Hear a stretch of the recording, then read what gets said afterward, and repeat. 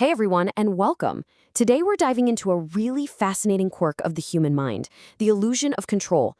You know that feeling, right? That deep down sense that we're in the driver's seat, even when we're actually just passengers on the wild ride of chance.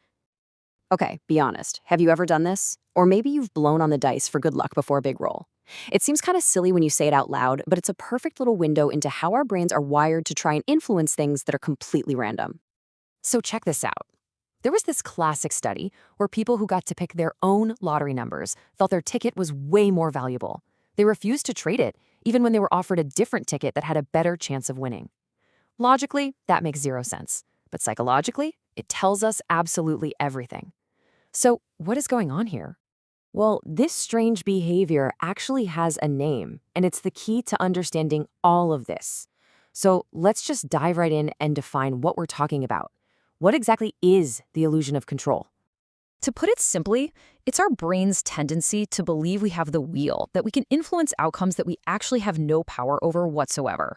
Our mind creates this feeling of control in situations where, if you look at the facts, there is absolutely none. And it's an incredibly powerful and common cognitive bias. The psychologist who really put a name to this phenomenon is Ellen Langer, and her core idea was that we just get confused. We see certain things in a situation that feel like they belong in a game of skill, and we mistakenly apply that same feeling to a game of pure chance.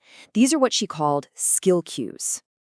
Okay, so now that we have a definition, let's look at where this illusion pops up in our everyday lives. From casinos all the way to our daily drive to work. Trust me, once you know what you're looking for, you're going to start seeing it everywhere. So these are the skill cues Langer was talking about. Things like having a choice, picking your own lottery numbers. That makes you feel invested. Or being in a competitive setting, being familiar with the rules, or just feeling involved in the process. All of these things trick our brain into thinking we have some kind of influence, even when the outcome is 100% random. Here is a perfect real-world example. People consistently rate the chances of getting into an accident as much lower when they're the one driving compared to when they're just a passenger. Having your hands on the wheel gives you this profound sense of control, even though you can't control any of the other drivers on the road.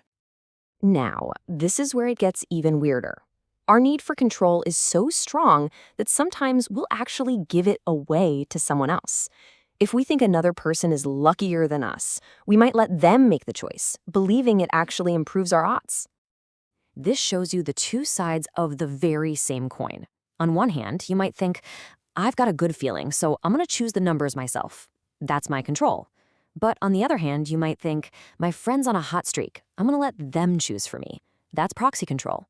Both ways are totally irrational, but they both come from that same deep-seated desire to control an uncontrollable outcome. And this isn't just some theory. This stuff happens. An office lottery pool would literally pick the person to go buy the ticket based on that person's recent luck. As soon as their chosen person hit a losing streak, they were replaced. It's amazing. They were treating a game of pure chance like they were picking a star player for a sports team. So the big question is, why? Why do our brains do this? Why did we evolve with this particular blind spot? In our next section, we're going to pop the hood and take a look at the leading psychological theories. So yeah, why does our brain default to this kind of thinking? Well, psychologists have a few really powerful theories that try to explain this deep-seated need we have to feel like we're in command. Okay, there are three big ones. First, as we've talked about, is Langer's theory of skill cues. Our brain just gets skill and chance all mixed up. Second is the control heuristic.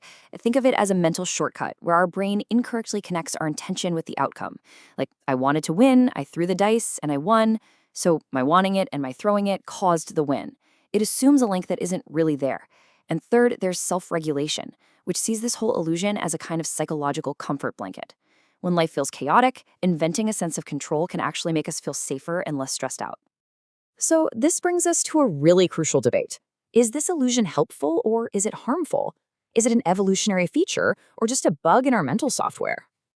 And you can make a compelling argument for both sides. On the one hand, a little bit of this illusion can be good for us. It motivates us to persist, and it's generally linked to better mental health and even physical health.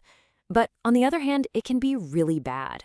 It can make us ignore negative feedback, it can stop us from learning, and it can lead to us taking much bigger risks than we should. And to make things even more complicated, there's a fascinating theory called depressive realism.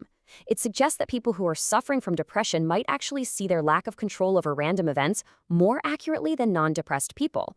It really makes you question if having a rosy, slightly illusory outlook is always the healthiest way to be. And in high-stakes situations, this illusion can have absolutely devastating consequences. Take the world of finance. In one major study of professional traders, there was a direct correlation. The more a trader was prone to the illusion of control, the worse they performed and the less money they earned. Believing they could control the market was a direct liability. Ultimately, the illusion of control is a real double-edged sword. It can be the engine of optimism that pushes us to try again, but it can also be the blindfold that leads us to make some really poor decisions. The key probably isn't to eliminate it. I don't even think we could. It's about being aware of it. So the question to leave you with is this: where in your life is this illusion serving you, and where might it be holding you back?